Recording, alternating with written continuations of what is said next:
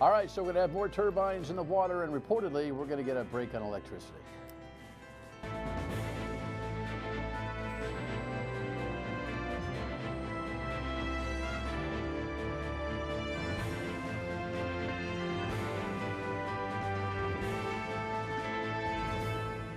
The Dan Yorke State of Mind program is brought to you in part by Lookout Rhode Island and Taco Comfort Solutions. I think one of the most interesting things you can do is have two people look at one thing and find that they have different opinions on it. Like a wind turbine.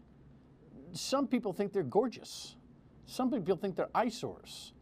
I think it's contextual. It depends on where it is. I guess that if I don't see it very much, if a tree falls in the woods and there's no one there to hear it or see it, did it make any noise?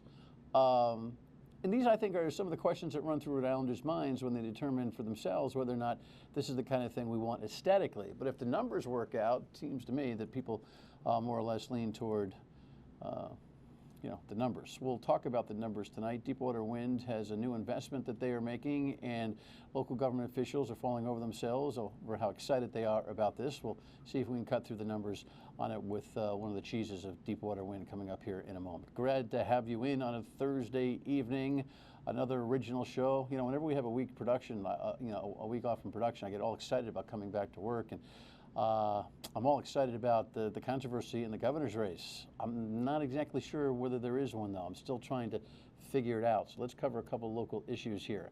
Headline, WPR.com, it's Channel 12 story. Here's Tim White's explanation of some financial issues for one major gubernatorial candidate. Cranston Mayor Alan Fung often touts Chapel View.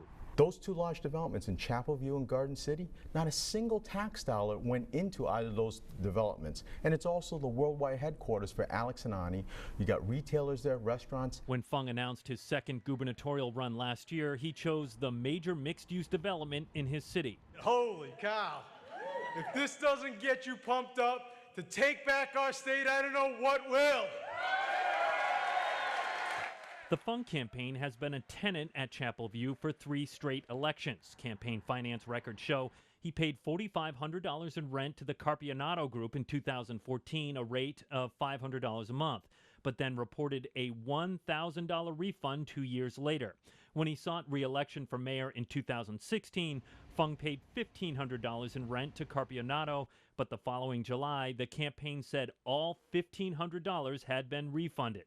That means the Fung campaign stayed rent-free at Chapel View in 2016.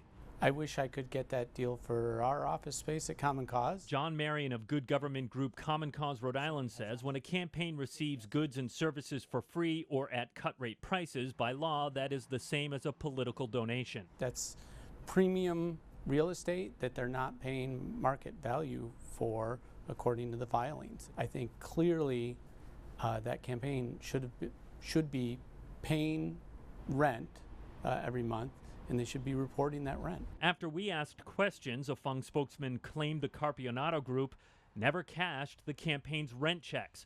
While the campaign reported them as refunds to the Board of Elections, the spokesman now says Mayor Fung has directed his treasurer to again reissue the checks and to follow up with the payee to ensure these new checks are cashed within the appropriate time period. Fung's current lease at Chapel View started in October, but no rent payments have been reported to election officials. After we asked, the campaign amended their campaign finance records to reflect a $3,100 outstanding bill to Carpianato. This is like a competition between Dumb and Dumber. To $2,500 here and there, whatever, reconciliation, he didn't cash a check, whatever, fine. There's 2 issues, and John Marion from Common Cause hit on it. Number one, what is the fair market value of the facility that Alan Fung is renting? I promise you it is 5, 6, 7, 8-fold, maybe 9, maybe 10, maybe 12-fold what he's paying. Now, he'll tell you, and I'm sure he told me on the radio, see, I tape the TV show before the radio, but you hear the radio before the TV. You got that? I'm sure he's already told me that all the politicians get discount rates. That ought to be investigated, okay? Because politicians don't deserve discount rates. There's nothing in the law that says they get discount rates for rent. There's a lowest unit rate to pay in broadcast. And if I told you that story behind the scenes, you could, but here's the thing that, in addition to that doesn't ding dong on Alan Fung. Why are you even renting from the Carpianato Group? They're an established, fine company. We've had them on here, and we're all excited about their Newport project, and they want to do the 195 redevelopment land, but they are provocateurs. They are in the underwear of government officials day in, day out, with zoning and development, and everything they do has got to be by the book. You need to be away from their book. You never want to be a customer of somebody who needs your help as an elected official. Ding dong. And so I don't care about the $2,500 here, there, and everywhere. What I care about is common sense and distance between players. And if that doesn't dawn on Alan Fung, all this Gina Raimondo can't get her act together stuff is empty.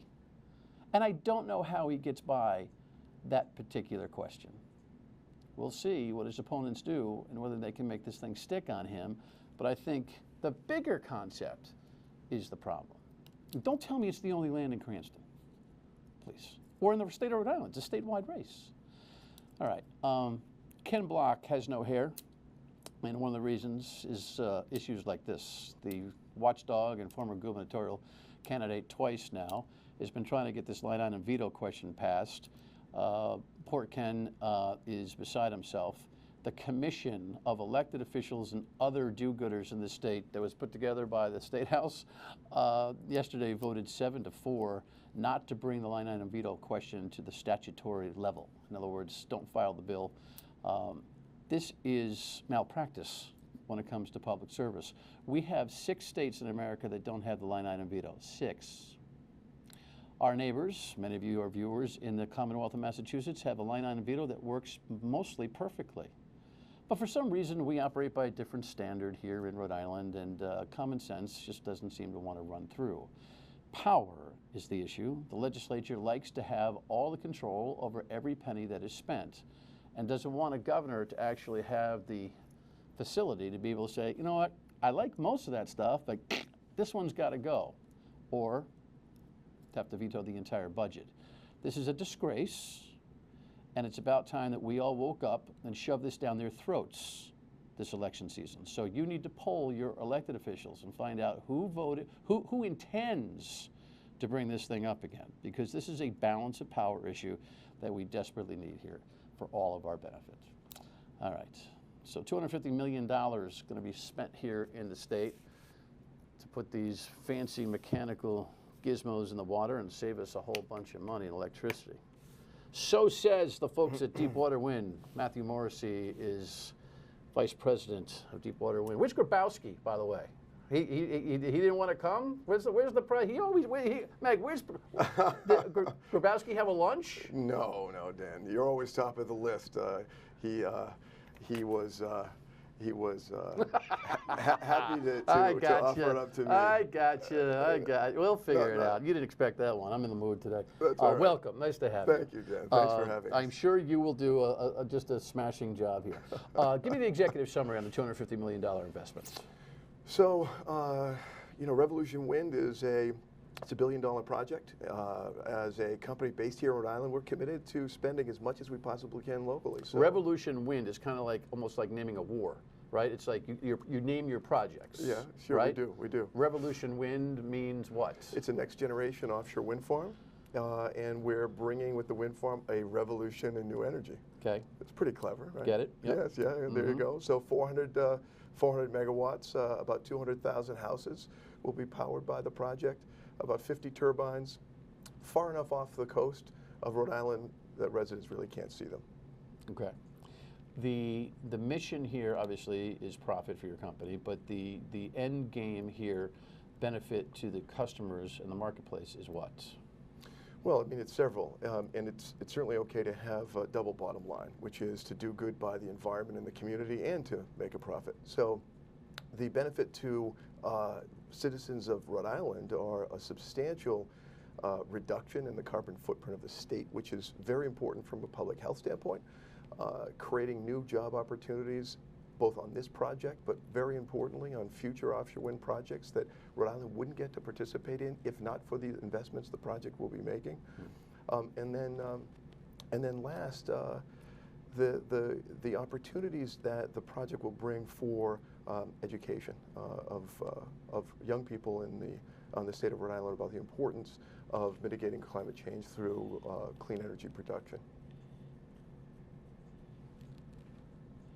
Okay, that feels like a reach. What education are we talking about here? No, I don't think it's a reach at all, Dan.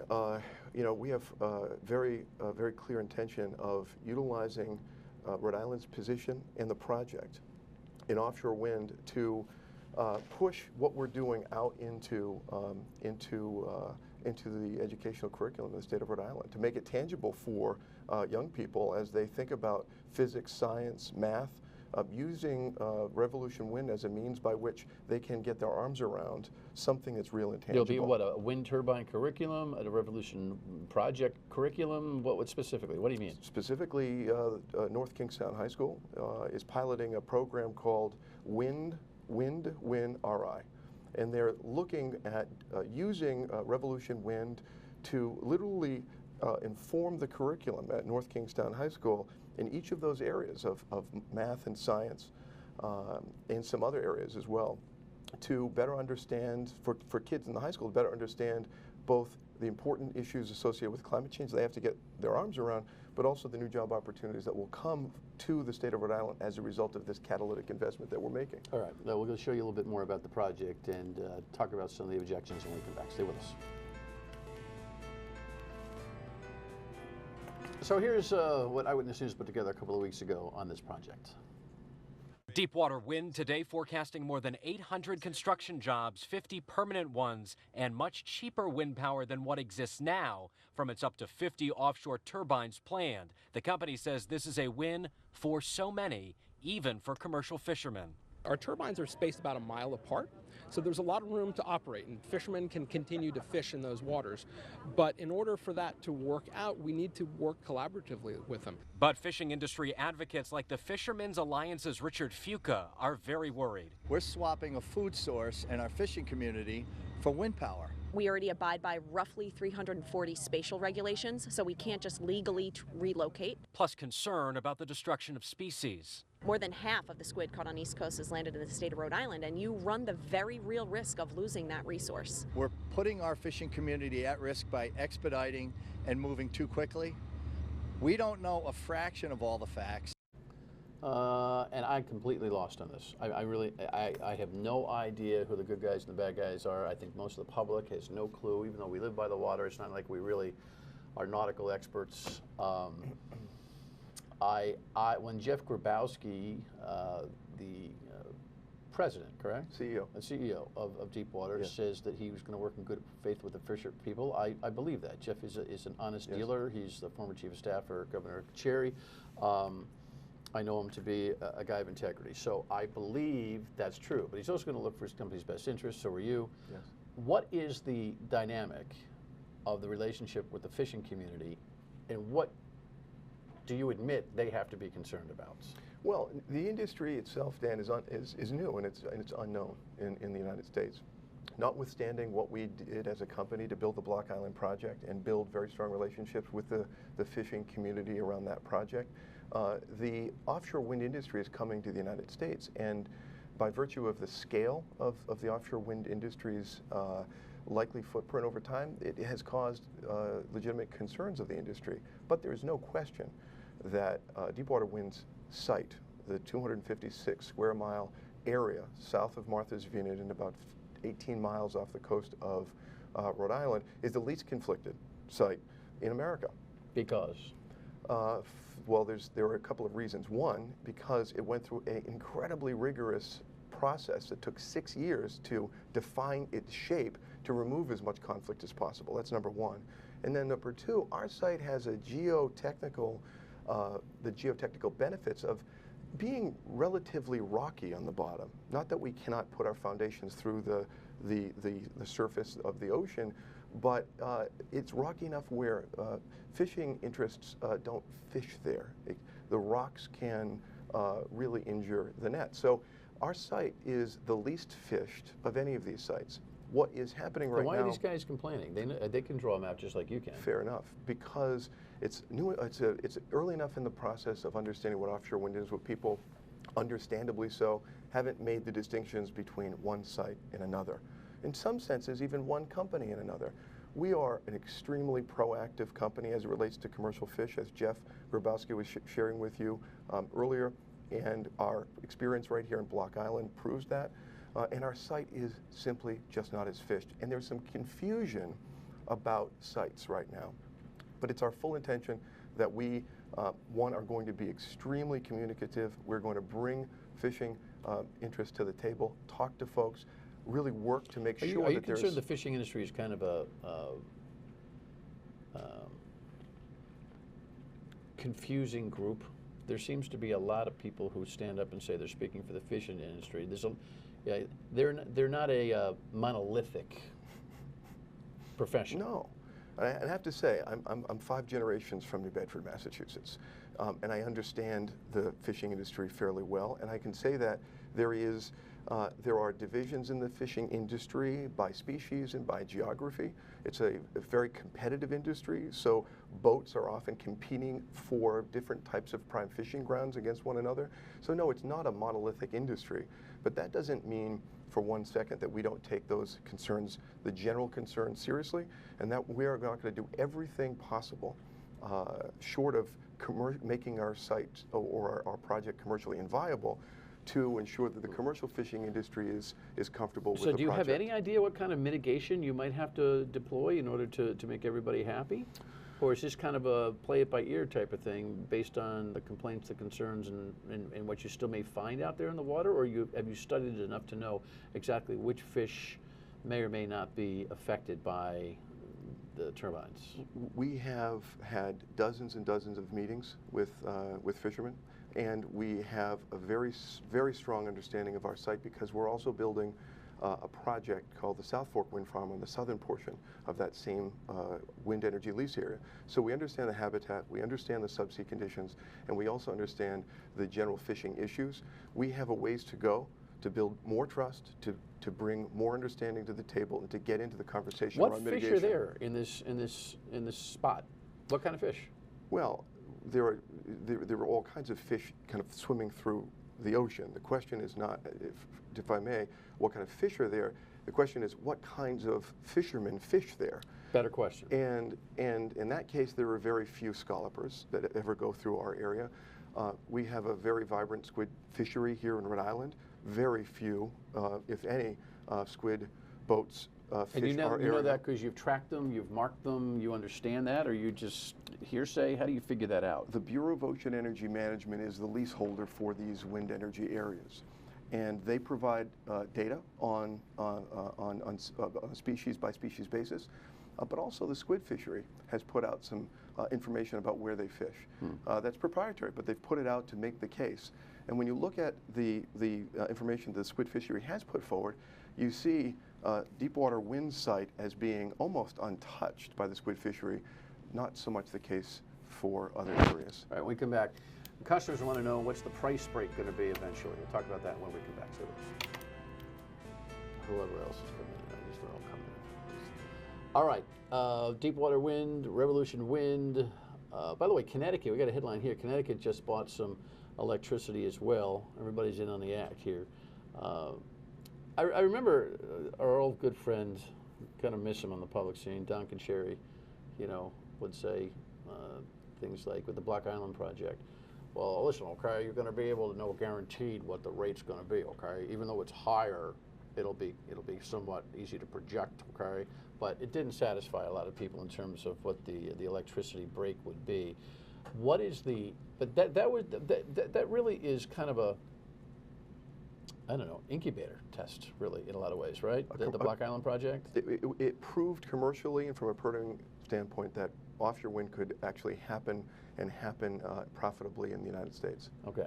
What is the promise that you're making in terms of consumer opportunity here for electricity? Well, there are a few things. Number one, what Rhode Island did in moving forward with us with Block Island did bring ratepayer impacts down for residents of Block Island. We're paying far greater rates for energy and doing so for many, many years.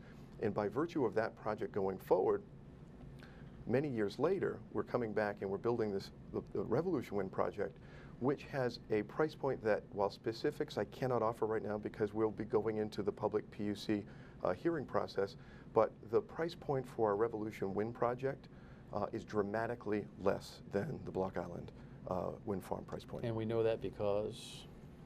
We know that because the underlying reasons: number one, scale matters. Number two, the intervening meaning the size, number of turbines. like any other market. Again, remind us, how big is this project? 50 turbines. 50 versus 5. Versus 5. So that kind of volume matters. Number two, over the period in which we're building the Block Island wind farm, globally the industry has exploded, truly becoming industrialized. And we are now seeing pricing by virtue of global volume and competition in the Northeast. This was a highly competitive solicitation here in Rhode Island. And as a result of that competition, it's putting tremendous pressure on developers like us to sharpen our pencils and bring in as aggressive a price as possible. So those three factors combined will be the underpinning evidence to the PUC as to why the price is so dramatically lower. All right, what's the timetable on this whole thing coming to fruition and actually benefiting the customers? So right now we're negotiating with National Grid for a power purchase agreement, which is the next step in the process. Once we do that, we file with the PUC, and that will likely be in the early fall. In December or thereabouts, we'll get a decision about that filing, and then we go into permitting. We should be in the ground, beginning construction as early as late 2020, and we will have turbines spinning about 18 miles off the coast, far enough where you can't see them, in about 2023. I can't see across the state. I can barely see you. I'm not the one you got to worry about. It's everybody else that's blowing by. A bunch of jobs, Port of Providence and Quonset are going to get some more employees, right? Real quick. Welders, electricians, painters, heavy construction, crane operators. It will be a very active place for a good number of years. So when the Fisher people see this saying, hey, but, I'm sure that you will. Somebody at your company will come and share some space with them and talk with them about this for us, right? Absolutely. Good luck with the project. Thank you very much for having us, Dan. All right, final word and we come back about tomorrow night's show. It's a good one. And keep an open mind about this Revolution Wind project. We will have an open invitation to the fishing industry to share time here and with these guys to talk it over. Listen, program note, if you're looking for the program at midnight for the next couple of 3 weeks, we've got World Cup Soccer on Fox that is preempting a whole bunch of things on our local Fox affiliates. So you won't see me at midnight, which makes it all important to be here live at 7:30 or, you know, wink, wink, run that DVR. And of course, you can always catch us online at foxprovidence.com. You can get you on the radio tomorrow at 3 o'clock. And of course, tomorrow night's show is important. The penalty for selling somebody drugs that kills them. Is that what we want to do in society? See ya.